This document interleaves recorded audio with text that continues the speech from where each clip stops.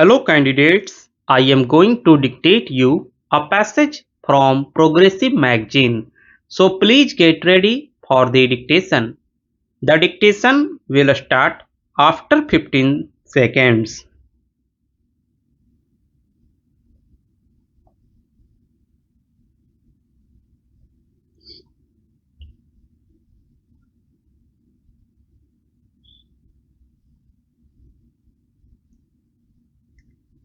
On the industrial front, emphasis will be laid on the rapid increase in industrial production through better utilization of existing capacity, improved labor relations, and better management, particularly of public sector undertakings. Efforts will be directed to systematic expansion of our exports through better management of both the agricultural and industrial sectors. The country is faced with a massive energy crisis. We are entering a period of rising energy costs and likely shortages in supplies. The government proposes to evolve a comprehensive national policy on energy with emphasis on fuller utilization of renewable energy sources, both traditional and non-traditional. The steady deterioration of the environment threatens the present and future well-being of the country and the people. Afforestation, flood control, soil conservation, preservation of flora and fauna, proper land use planning, water and air pollution controls, and judicious location of industries must be undertaken urgently. The government is setting up a specialized machinery with adequate powers to incorporate in all planned development measures to maintain the ecological balance. The role of science and technology will be strengthened. Steps will be taken to ensure that research and development get their due place in all important sectors of national endeavor. The government reiterates its commitment to the freedom of the press. It believes in providing all possible encouragement for the development of small and medium newspapers, including those in regional languages.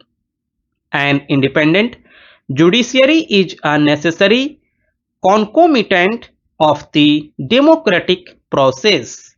The government is anxious that our legal system should provide speedy justice and that opportunities for securing justice are not denied to any citizen by reason of economic or other disabilities.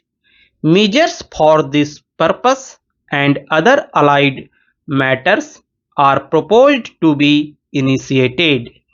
The government is committed fully to secularism and will take steps to ensure that the minorities, while preserving their distinct cultural identities, enjoy a scene of full and equal participation in all spheres of national life.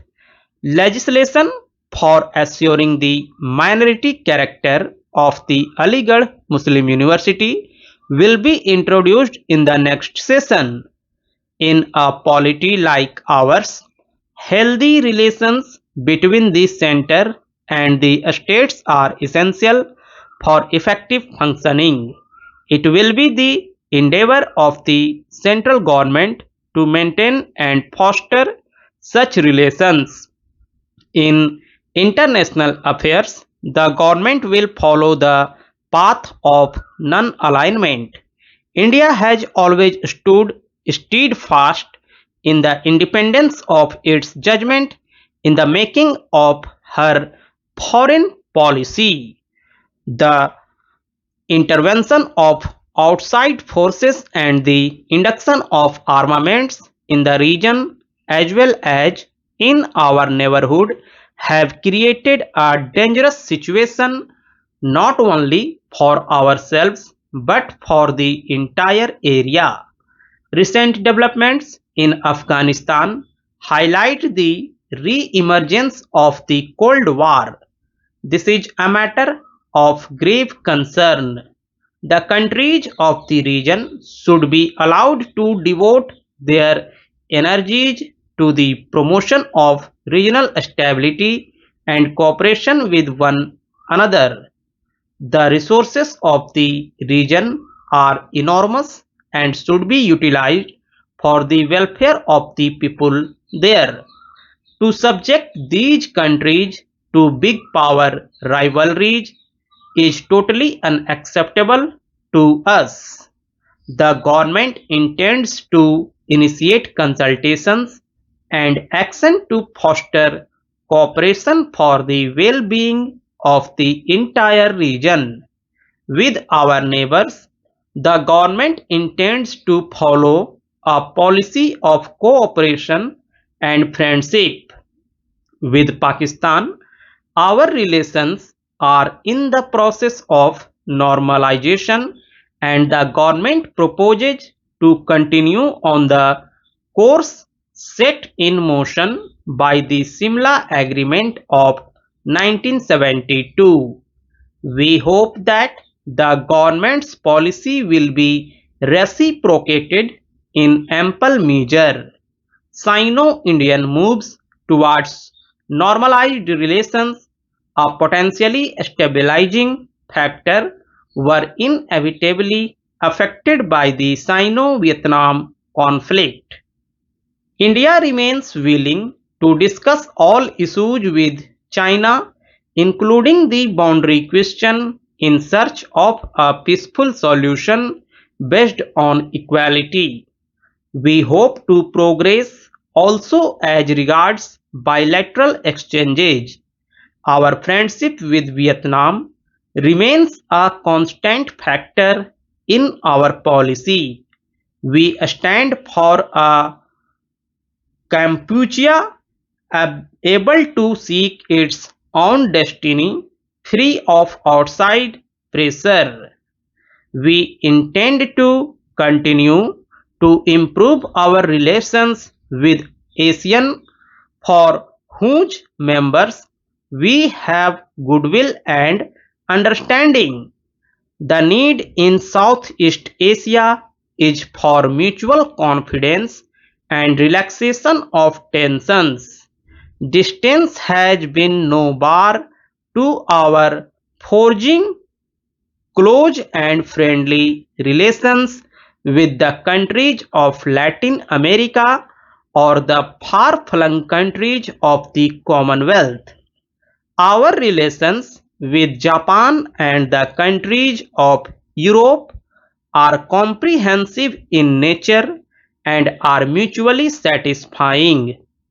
With our brethren in Africa, we have stood shoulder to shoulder in the struggle against colonialism and racialism.